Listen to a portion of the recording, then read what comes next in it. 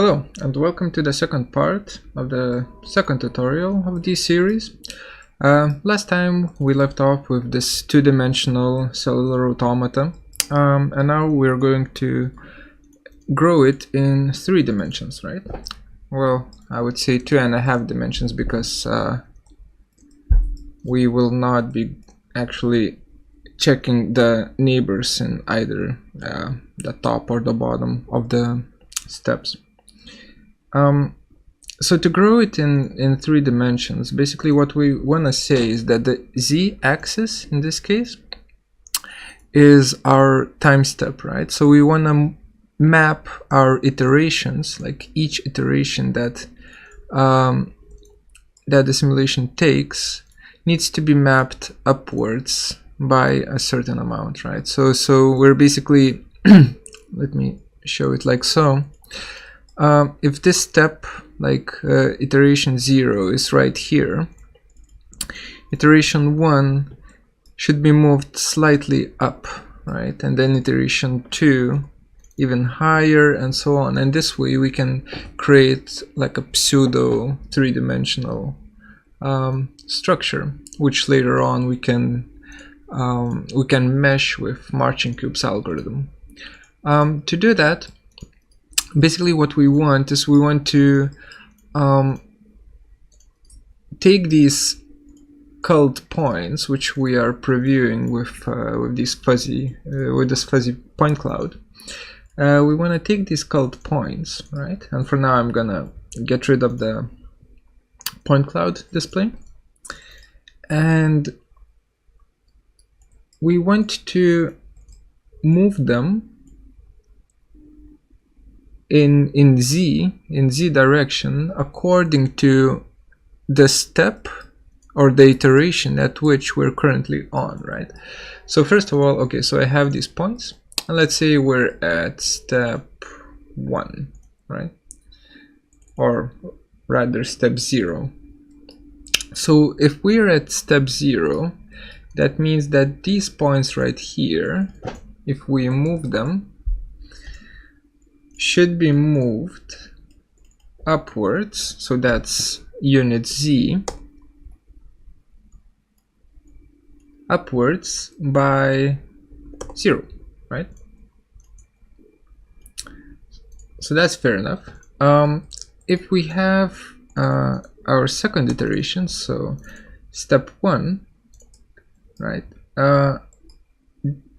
points in the second iteration should be moved by let's say our grid spacing, right? So if I check here, our grid spacing is 10, right? So they should be moved by 10, right? So we end up with something like this. And then for our third iteration, it should be moved by 30, right? So basically with every step, well, we have 20 here, right? We skipped over that one. But with every step, the points are moved up. The current iteration of points is being moved up by 10 units, right? By our grid spacing. So at this point, we know that a slider won't work, right? We need some sort of a changing value here. And to get one, all we need to do is just check what is the current step at which we're at. And it's this output right here, the counter output, gives us precisely the current step of the simulation, right? So if I were to connect a panel here and just show you, you can see once the simulation is running or the loop is running, the step size increases, right? So right now we're just past 150 steps and 200 steps and so on. So we can use that information to get this correct spacing in z axis, right? So first of all, I'm just gonna say I'm just gonna extract it with number component. So this one is just an empty number component that gives you the ability to basically drag it out, and this just makes it so that the definition is a bit cleaner, at least for me. So we have this number, which is basically, you know, 0, 1, 2, 3, and so on, which corresponds to the step at which you're currently at. And if we were to just add it as our, let me just delete that. If we were just to add it as our z vector, right, for movement, we could see that, yeah, the points are moving up as the iterations progress, but they're doing it in a very slow fashion. Basically, if I were to say repetition 1, so the first iteration is just 1 unit above our initial grid. So what I want to do is I want to multiply this iteration step. I want to multiply it with my grid spacing, right, which is this number right here. So basically then I will have the same spacing for the x, for the x, for the y, and the z, right? And I want to keep this kind of a three-dimensional grid spacing so that I have clean voxels afterwards. So I'm just going to create another number container here, connect the grid spacing to it, the grid spacing slider to it, right? So that's 10. And by the way, make sure that the spacing slider is connected and not the XY amount. And then just drag that number container all the way to where I need it, all the way to the multiplication, and attach it here. And here I'll just group it and call it grid spacing. And this one I'm just going to group it and call it current step. So now if my current step is 1 and my grid spacing is 10, I get 10 as a result, and I can plug that in, right? So now we have that done. Let me just clean it up a little bit, like so. Maybe move it here a little bit. Okay, so we have this done. And if I were to run the loop again, you can see now it increases really fast.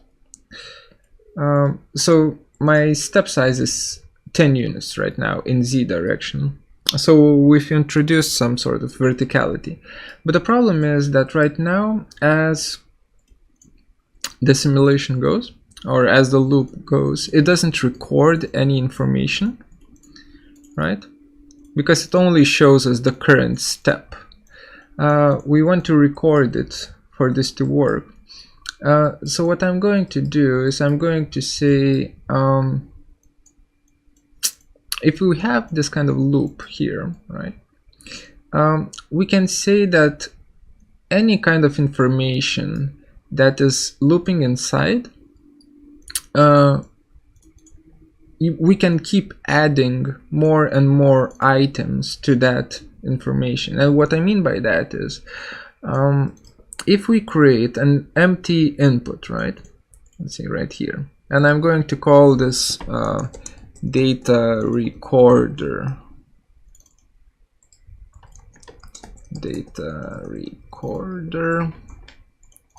and then same thing goes for here, d2 data recorder. If I were to create, let me reset it, this kind of input and output, the way it would work as we're running the simulation, well, first of all, it won't work because nothing is connected here. Basically, it's receiving an empty list, right? So it cannot calculate. But if we were just to connect these two, let's do it this way. There we go. If we connect these two, let me for now just move them closer. The way this works is no data is going in, right? So this is empty. Then the empty data, well, if I were to grab a panel, it says null. So no data goes out here, gets fed into here, like so, and gets repeated, right? So it keeps on repeating null. If we were to say that, well, actually, this data stream should merge, so we want to add, let's say, number 1 to the data stream, right? So the result that we get is null and 1, right? And we can plug that one in as well to the input of the end of the loop, right? If we do it this way, then, well, at first iteration 0, null gets passed from here, from the input. Null gets passed, then it merges with number 1, right? So then we have null and 1 as our current data stream. Then it gets into the input of the loop end and loops back around. So at step 1 or iteration 1, what we get is once null and 1, once it passed through here, it came in here through here, right? So we have null and 1, and then we merge it with 1 again, right?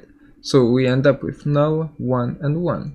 And then for step 2, we get null, 1, and 1 here, and then null, 1, 1, 1, and so on. So if I were to, let me just show you this. If I were to do this and just increase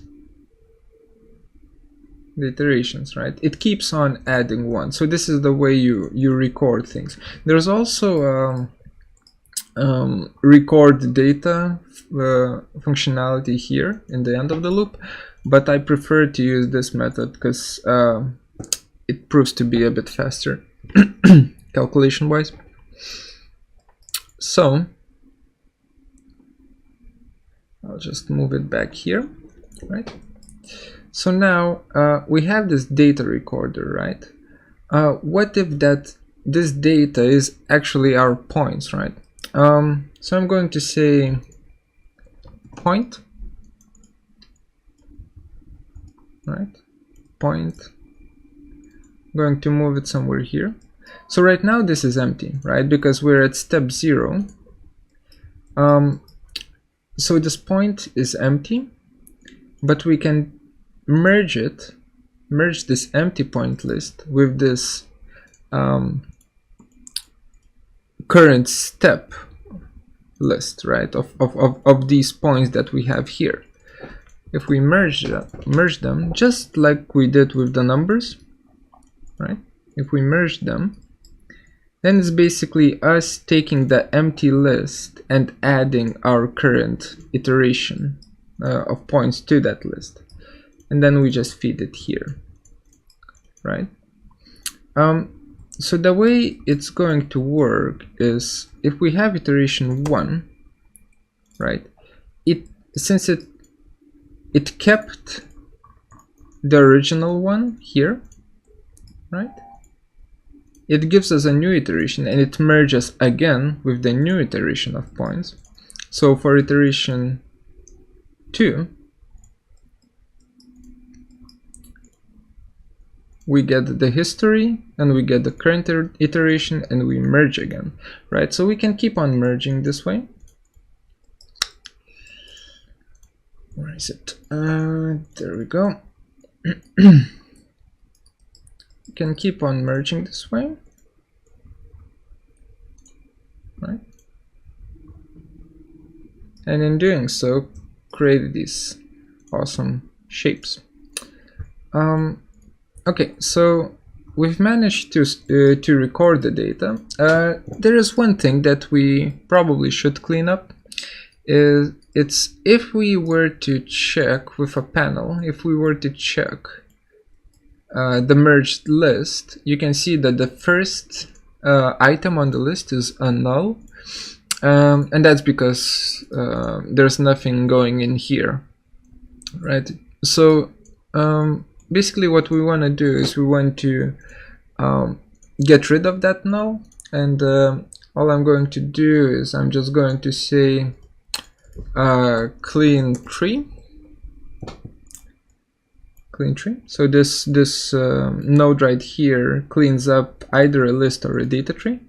I'll plug in my point to the T input right here, which is what's the data tree that you would like to clean, and then for nulls it should say true, and by default it does. So basically it's removing nulls, right? So what I end up with is empty data list rather than a null data list, like so.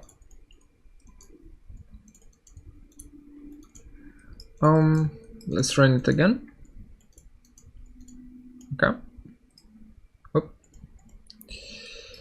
And let's just check if it worked.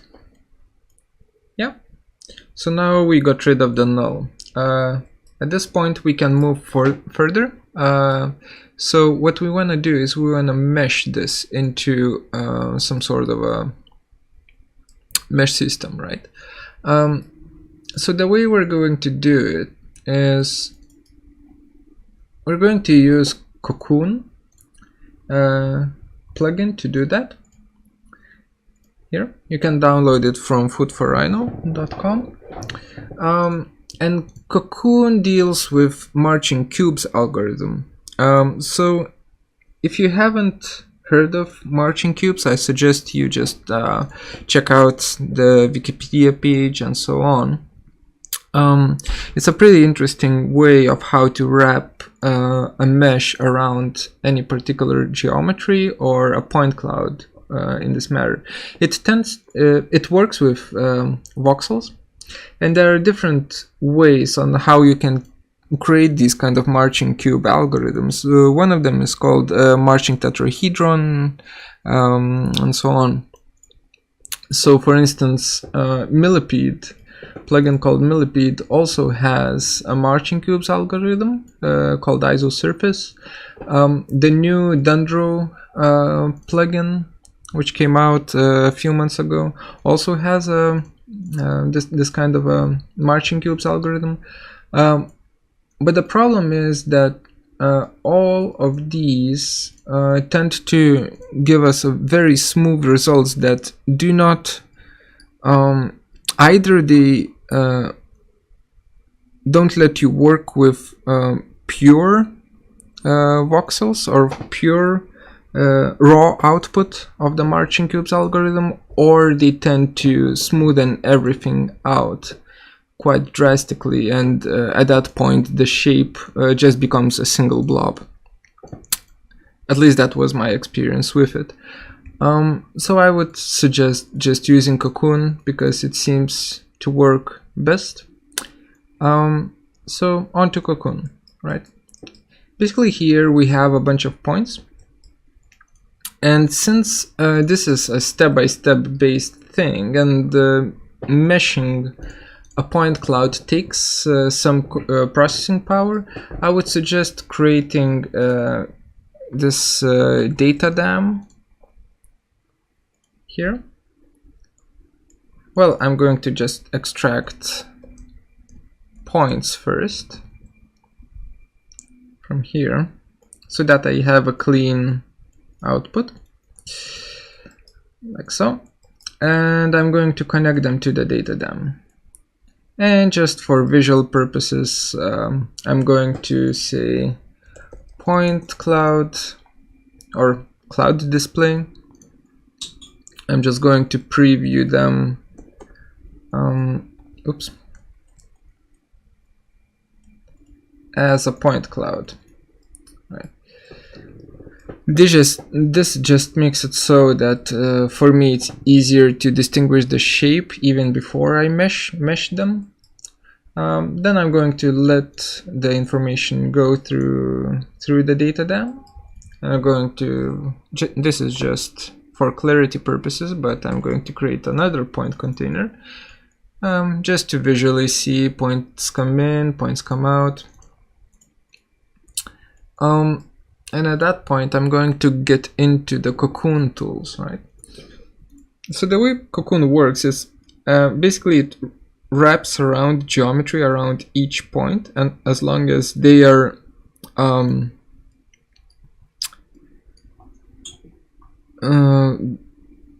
they're spread, as long as they're spread as a three-dimensional grid structure, it's gonna read them as voxels, right? So it's going to mesh them just like you would mesh raw voxels, and that's exactly what we want. So for points, we'll be using point charge, right? Which has three inputs. The first one is location of the point, so that's our points. We just connect it like so. Second one is the radius. So the radius should be the distance between our 2 points, right?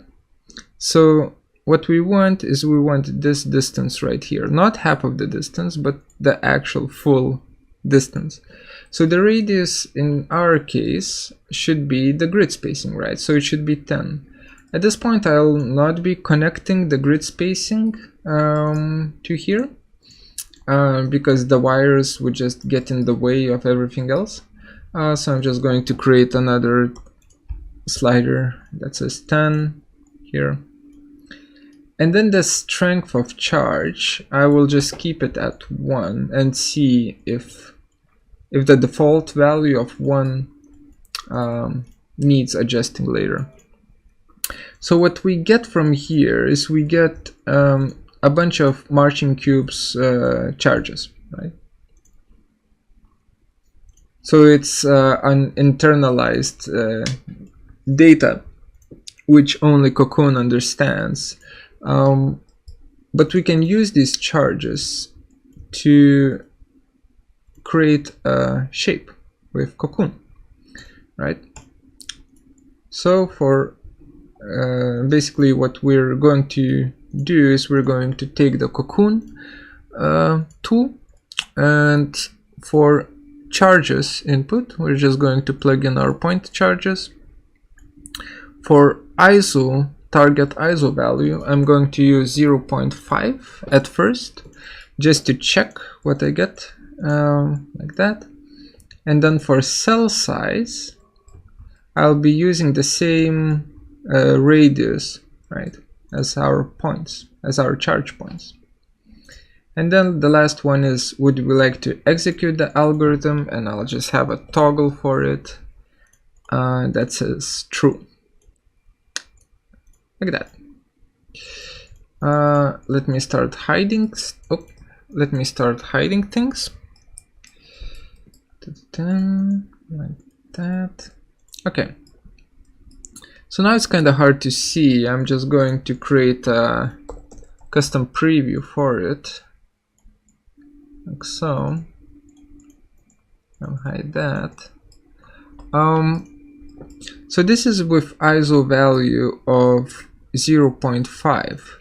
It seems like everything is being meshed, but maybe it's a bit too thick, right?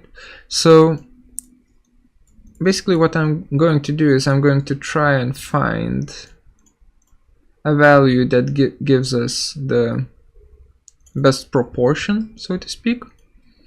And at this point, these gliders, they don't really work that well anymore. So I'm going to change the rule set a little bit to make the structure grow a bit more.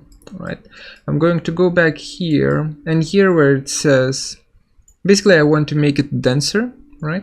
So here where it says any live cell with more than 3 live neighbors dies, as if by overpopulation. So we want to increase the cap for overpopulation. So I'm going to say any live cell with more than 4 live neighbors dies.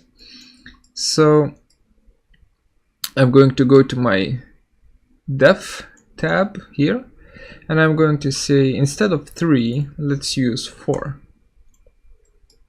Right? And then going back here,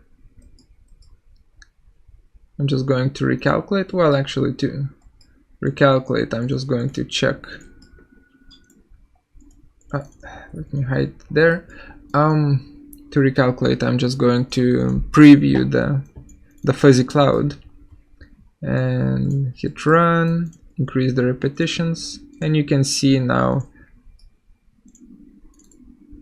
the population is running wild. Let's go for 90 steps. Maybe 90 is, yeah, even 90 is a bit too big.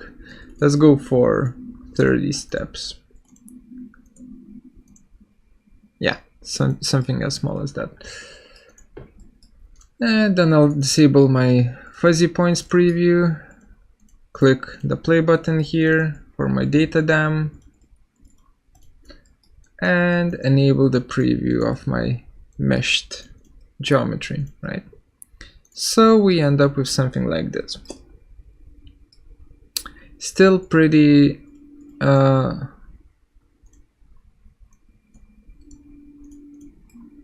pretty jagged, but seems to do the trick.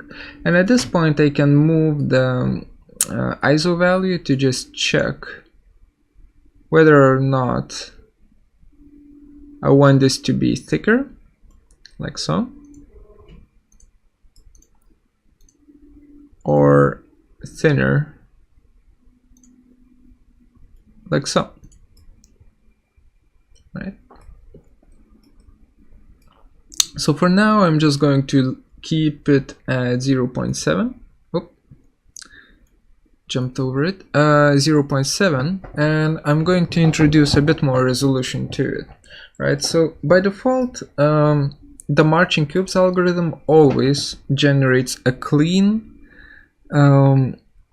non-self-intersecting mesh, either one or multiple meshes depending on your point cloud distribution. In this case it's 2 meshes. Here doesn't matter, we'll clean it up later. But basically it creates it always creates a clean, closed, non-self-intersecting mesh, which is great for 3D printing and so on. But the problem is that right now we have, since we're extracting the raw polygons, let me enable the mesh preview. Since we're extracting raw polygons, we're getting this really nasty jagged look to the mesh. To clean it up, I'll simply go to Weaverbird tab, Subdivide, and I'll use Weaverbird's Catmull-Clark subdivision. This, that. So what it does, actually I can show here. If we have, just make it bigger. Copy. If we have, let's say, 4 quads, right, and I'm just going to move the middle point up like so. Curve, set multiple curves, hide that, get the discontinuities, construct a mesh from those, flatten everything out, join the meshes up, let's weld them as well.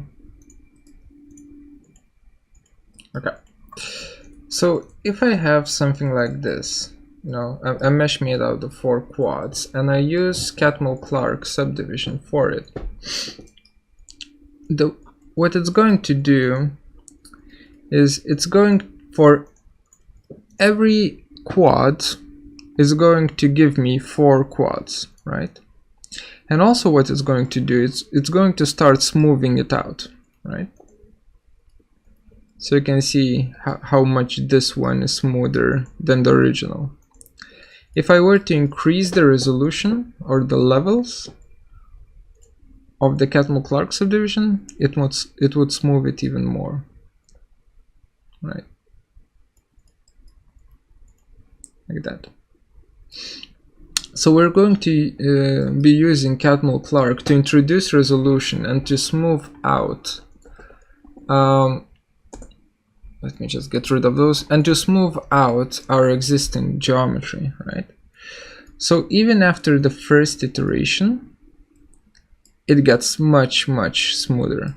But I'm going to give it level 2 smoothing, or sorry, this is not smoothing, this is subdivision, right? So it's smoothing and subdivision is it's basically 2 different things, but yeah.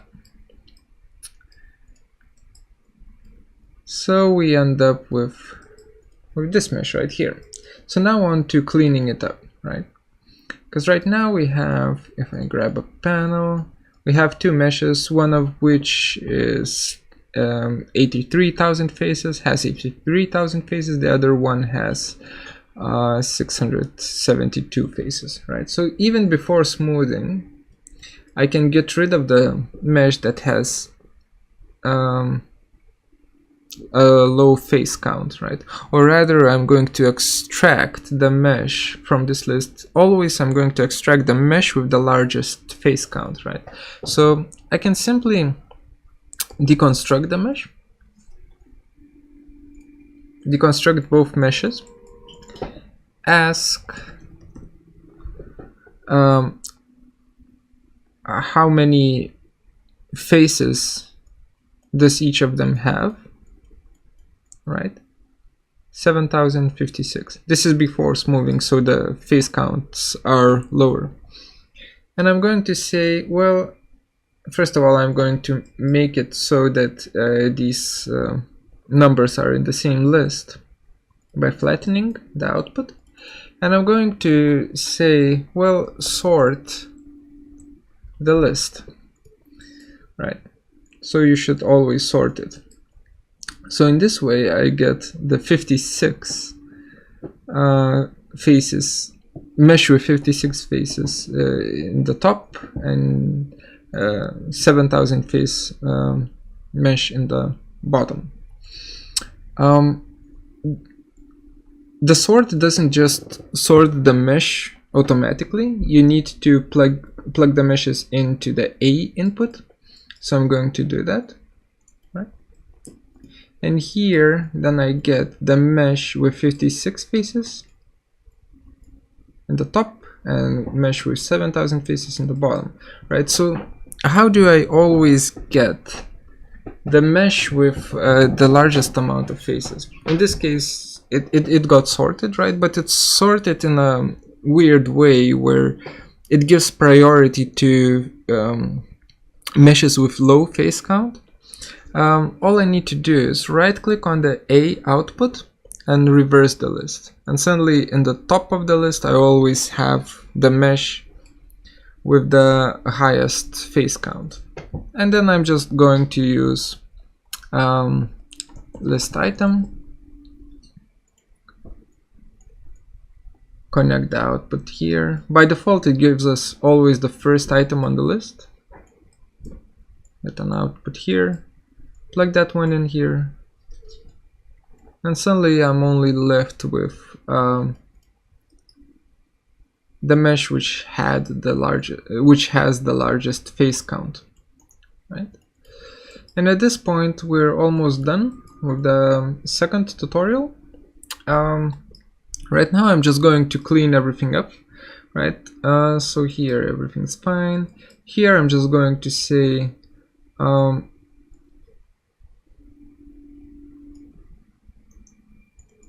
group this part and say move each generation up, right? And then here I'm going to say for these three, I'm going to say record each generation. And then, well, this one doesn't even need a group, that's fine. And the last one is, I guess these ones are, let's group them and call them generate mesh from voxel grid, or rather generate mesh from voxels.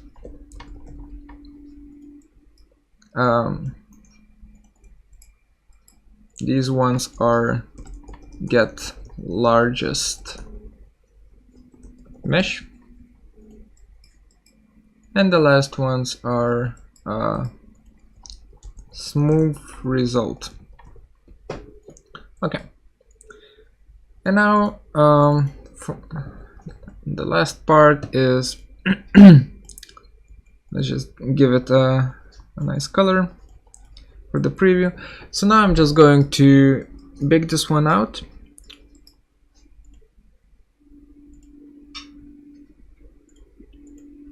Default layer, like so. And I'm going to change this to have ISO value of 0.9. Going to bake this out again.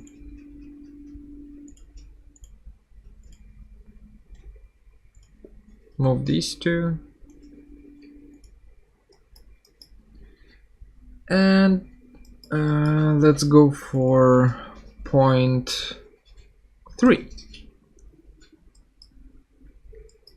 And bake again. There we go.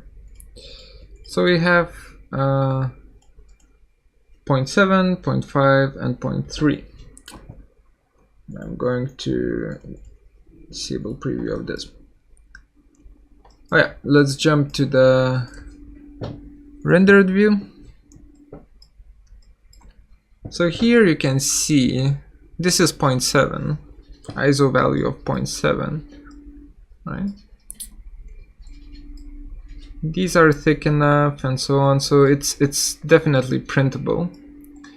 In here in 0.9 it becomes rather thin at some parts, so I wouldn't suggest